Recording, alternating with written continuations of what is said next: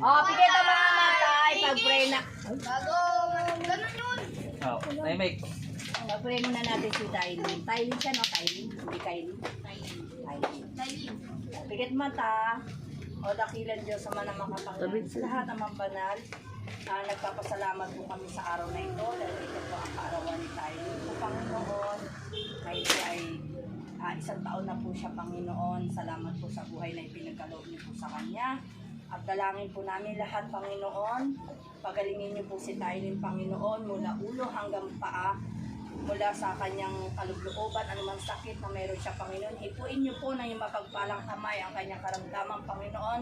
Dahil kayo lang po ang aming kinikilala na doktor na mas magaling sa lahat, Panginoon, na nagpapagaling sa mga may sakit, Panginoon.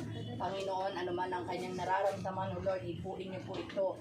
Dahil kayo ang aming Diyos na makapangyarihan sa lahat. Kayo po ang Diyos na aming kailangan sa araw-araw sa aming buhay.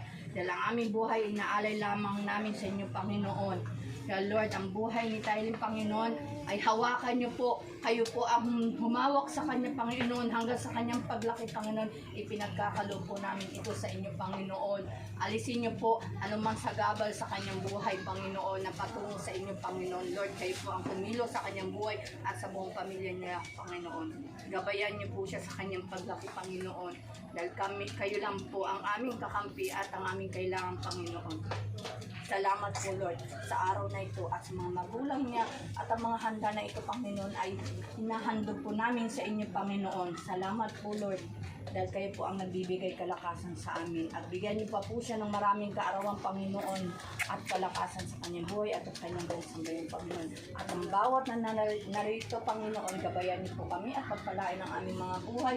Lalo na po ang mga batang narito, Panginoon, pagpalain niyo po sila, Panginoon. At lumaki sila, Panginoon, na may takot sa inyo at sumunod sa iyong kalooban, Panginoon, at higit sa lahat.